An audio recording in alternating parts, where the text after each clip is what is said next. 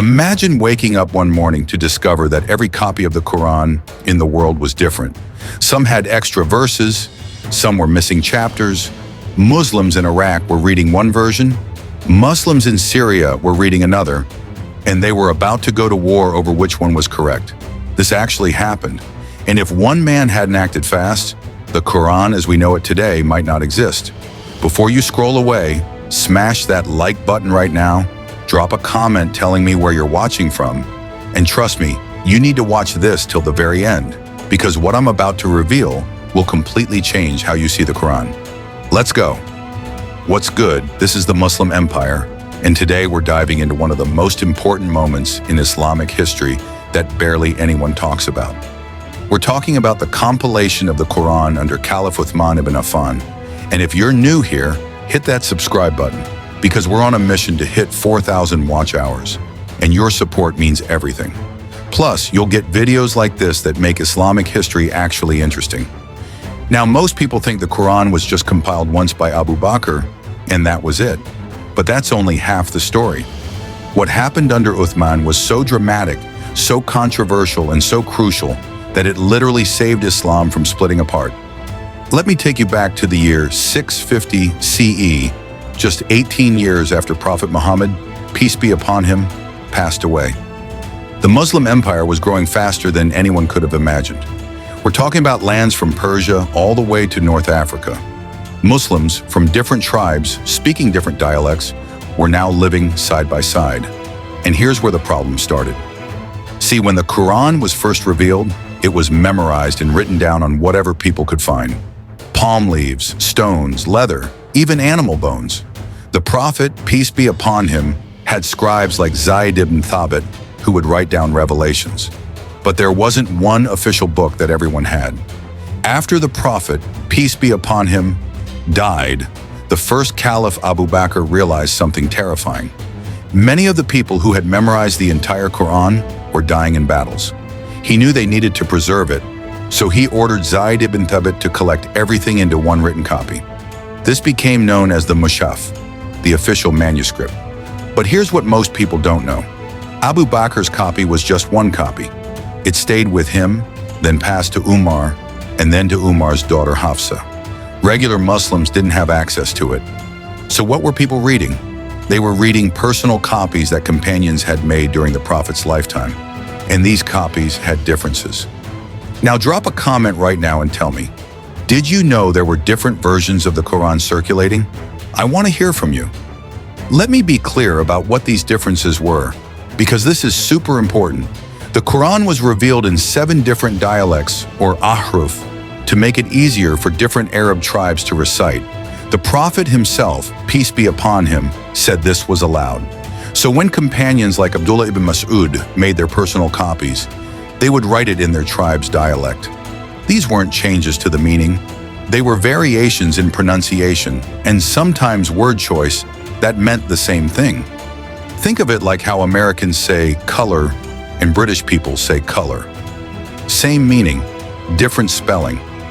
But here's the problem. After 15 years of expansion, Muslims from different regions were meeting each other and hearing these differences. And they didn't know about the 7 dialects.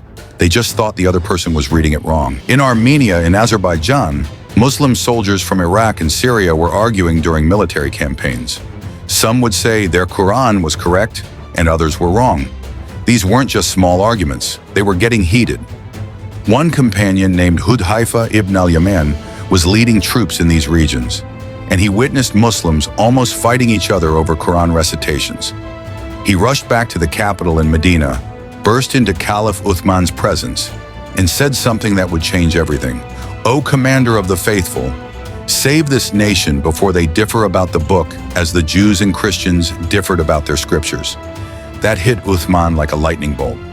Now, Caliph Uthman ibn Affan was one of the earliest Muslims, one of the 10 promised paradise, and he was married to 2 of the Prophet's daughters. He wasn't just some random leader.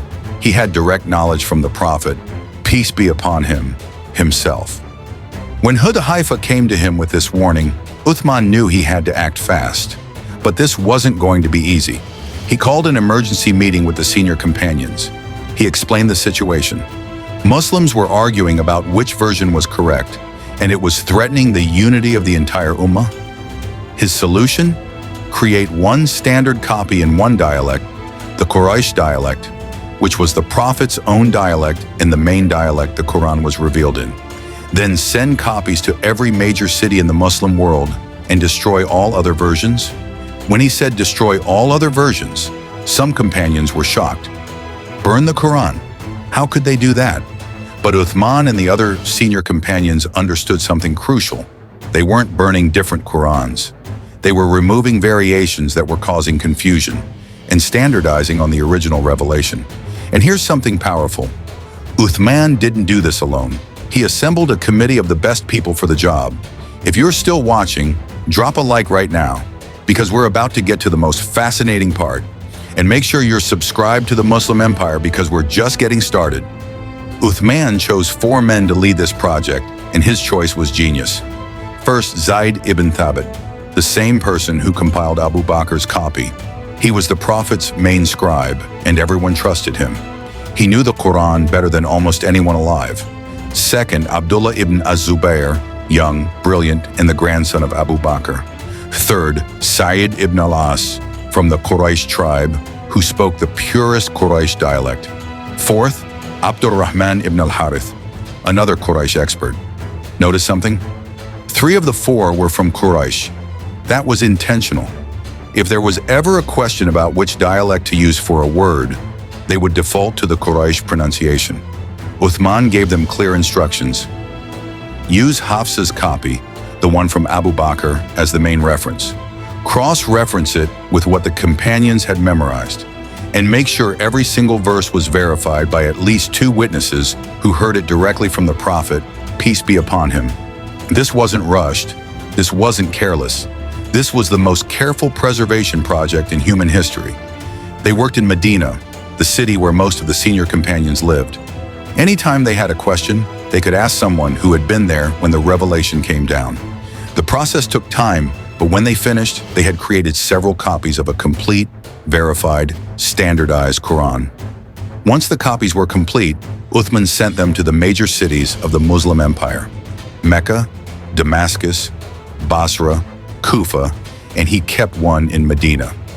Along with each copy, he sent a professional reciter who knew exactly how to pronounce every word correctly. This way there was no confusion. Then came the controversial part. He ordered that all other personal copies and manuscripts be destroyed. Now, some people today try to use this as an attack against Islam. They say, see, Uthman burned Qurans. He was hiding something. But that completely misses the point. Let me explain why this was actually brilliant. Imagine you're trying to protect an important message. You have the original, verified version, but there are also draft versions, personal notes, and partial copies floating around that could cause confusion. What do? You preserve the authentic version and remove the sources of confusion. That's exactly what Uthman did. He wasn't destroying different Qurans. He was removing variations that were causing division and preserving the authentic revelation in the original dialect. Comment below if this makes sense to you, or if you have questions. Let's talk about it. So how did people react? Most companions supported Uthman completely. Ali ibn Abi Talib, who would later become the 4th caliph, said, "If I had been in Uthman's position, I would have done the same thing." That's huge. Ali, the Prophet's cousin and son-in-law, fully endorsed this decision. The vast majority of Muslims accepted these copies without question. Why? Because they recognized the reciters, they trusted the committee, and they knew this was preserving what they had learned from the Prophet, peace be upon him. However, a few people were upset, mainly Abdullah ibn Mas'ud, one of the earliest companions who had his own personal copy. He had spent years teaching people in Kufa using his version, and now he was being told to give it up. But even Ibn Mas'ud eventually accepted it. Once he understood that this was about unity and that the content was the same, he agreed. What's amazing is that from that moment until today, almost 1400 years later, every single Quran in the world traces back to those copies that Uthman made. You can go to a mosque in Indonesia, a mosque in Morocco, a mosque in Bosnia, and a mosque in New York, and they're all reading the exact same words. Now here's where it gets really mind-blowing, so pay attention, because I promised you this would blow your mind.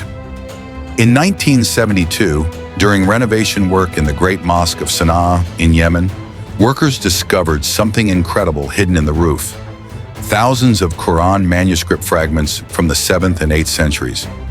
These were some of the oldest Quran manuscripts ever found. When scholars analyzed them, guess what they discovered? They were identical to the Quran we have today. The same text, the same order, the same words. There are also other ancient manuscripts like the Topkapi manuscript in Turkey and the Samarkand manuscript in Uzbekistan, both dating back to Uthman's time or shortly after. Same thing. They match our Qurans today perfectly. This is unprecedented. No other ancient religious text has this level of preservation, not one. The Bible has thousands of variations between manuscripts, but the Quran, it's been the same for 1400 years. So here's what we learned today. Uthman ibn Affan faced a crisis that threatened to tear the Muslim Ummah apart. Different versions were circulating, confusion was spreading, and Muslims were arguing with each other.